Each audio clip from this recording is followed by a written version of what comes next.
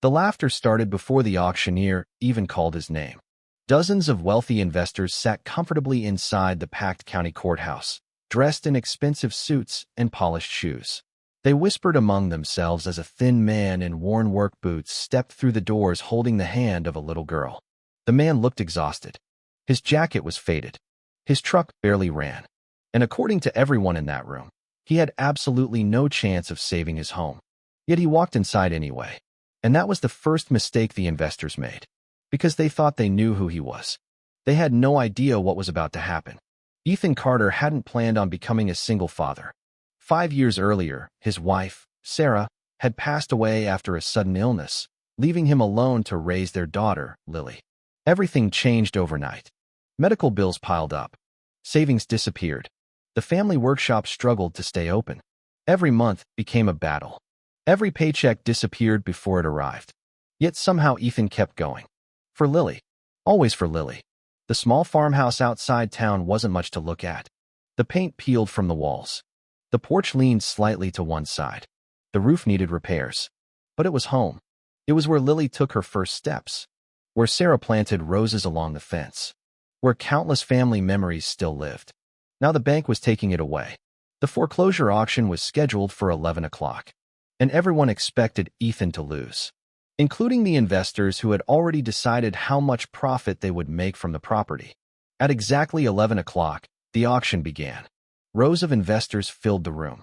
Property developers, land speculators, real estate companies. Most had never spoken to Ethan. Most had never worked a day in their lives with their hands. But they all knew one thing. The Carter property sat near a rapidly expanding industrial corridor. Land values were expected to explode.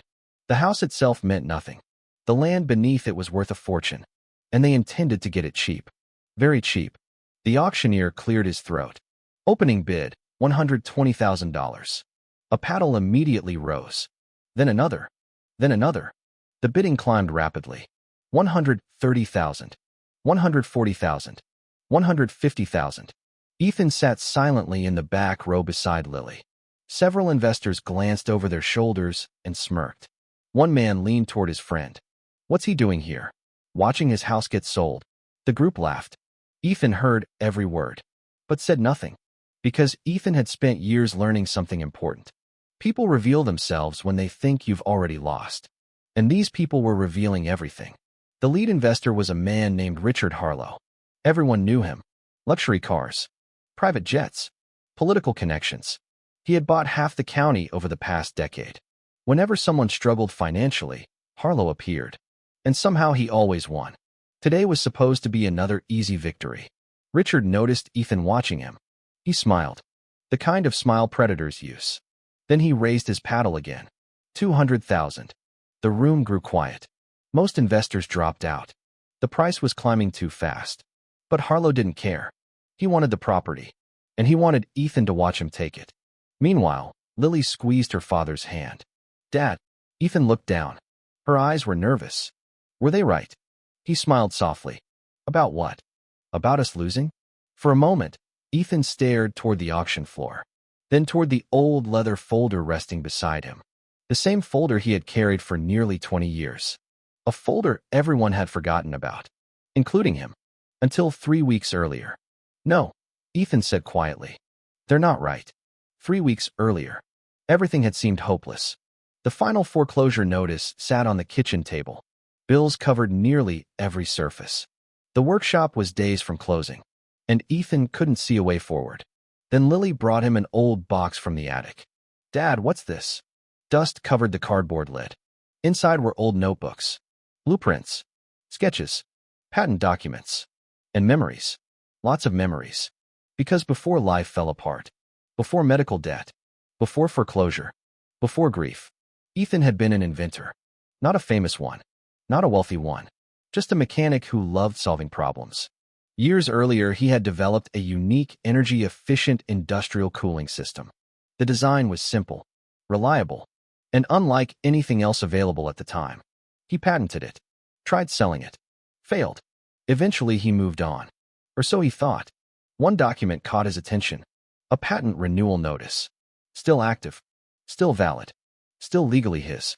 Ethan stared at it for hours. Then curiosity got the better of him. He made a phone call. That phone call changed everything. A manufacturing attorney returned his call the next day. Then another. Then another. Soon Ethan learned something shocking. A major international corporation had recently developed technology remarkably similar to his forgotten invention. The global market was exploding. Companies were scrambling to acquire patent rights. Millions of dollars were suddenly at stake. Maybe more. Much more. For the first time in years, hope returned. But there was a problem. The auction would happen before any deal could be finalized. Time was running out.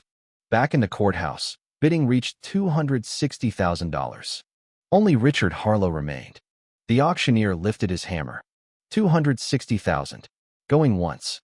Richard smiled. The house was practically his. Going twice. The room fell silent. Then a voice interrupted. $300,000. Every head turned. The room froze. Because the voice belonged to Ethan. The silence lasted several seconds. People exchanged confused looks. Richard frowned. The auctioneer blinked. Sir, did you say 300,000? Ethan stood slowly. That's correct. Whispers immediately spread through the crowd. Someone laughed nervously. Another investor shook his head. This guy doesn't have $300. Richard chuckled, then raised his paddle. 320. The room relaxed. Everyone assumed Ethan's bluff had ended. Except Ethan wasn't bluffing. 400,000. The courthouse exploded with murmurs. Now even the auctioneer looked concerned. Richard's smile disappeared. For the first time all day, something felt wrong. Very wrong. Richard raised his paddle again. 450. Ethan answered instantly. 600,000. Gasps filled the room. One woman nearly dropped her notebook. Several investors turned completely around in their seats. Nobody understood what was happening. How could a struggling mechanic suddenly bid $600,000? Where was the money coming from? Had someone backed him? Won the lottery? Inherited something? The mystery spread through the room like wildfire. Even Lily looked surprised. She stared at her father. Ethan simply squeezed her hand. Trust me. Richard's face hardened. His pride wouldn't allow retreat. Not now. Not in public. 700,000. The room waited. Ethan calmly stood. 1 million. Silence. Absolute silence. You could hear air conditioning vents humming overhead. Nobody moved. Nobody spoke. The number felt impossible. A man facing foreclosure wasn't supposed to bid $1 million. Yet Ethan had. Without hesitation. Without fear. Without even looking nervous. And suddenly the balance of power shifted. Richard looked shaken. For the first time in years, he wasn't controlling the room. Questions raced through his mind. What did Ethan know? Where had he gotten the money? What secret had everyone missed? Then the courthouse doors opened. Several men in business suits entered carrying briefcases. They moved directly toward Ethan. The crowd watched in confusion. One of the men extended his hand. Ladies and gentlemen, sorry we're late. He turned toward Ethan. Mr. Carter. Ethan nodded. The attorney smiled. The wire transfer has been completed. The room erupted. People began talking over each other. The auctioneer struggled to restore order. Richard looked pale. Wire transfer, someone whispered. How much? The attorney answered before anyone else could ask. $42 million. The room went dead silent again. 42 million. Not 42,000. Not 420,000. $42 million. Several investors genuinely thought they had heard wrong. But they hadn't. The attorney continued. Earlier this morning, Mr. Carter finalized a licensing agreement involving patented industrial cooling technology. Shock spread across every face, especially Richard's, because suddenly everything made sense. The confidence, the bidding, the calm expression, the mystery. Ethan had never been broke. Not anymore. What nobody realized was that the deal had closed less than 2 hours earlier. A forgotten invention, created decades before, ignored by nearly everyone, now worth millions. The same invention born inside the small workshop everyone considered worthless. Richard lowered his paddle. For the first time all day, he couldn't compete. Not financially, not emotionally, not publicly. The power had completely reversed. The auctioneer cleared his throat. Current bid, $1 million. Richard remained silent. Going once. Nothing. Going twice. Nothing. The room watched him. The mighty investor who always won. The billionaire who controlled everything. The man who had spent years taking advantage of struggling families. Now completely powerless. Sold. The hammer struck. The sound echoed through the courthouse. And with it, years of fear disappeared. The home belonged to Ethan. Forever. Lily threw her arms around her father. Tears filled her eyes. "We get to stay?" Ethan smiled. The first genuine smile he'd shown in years. "Yeah." His voice cracked slightly. "We get to stay." Many people expected Ethan to celebrate, to brag, to humiliate Richard the way Richard had humiliated others. But he didn't, because that wasn't who he was. Instead, he walked toward Richard. The entire room watched, waiting, wondering what he would say. Ethan stopped in front of him. Richard couldn't even meet his eyes. Then Ethan spoke quietly. "So many people spend their lives trying to buy things." Richard said nothing. Ethan glanced toward Lily, then toward the courthouse window overlooking the family farm. "But the things that matter most." He paused. "Can't be bought."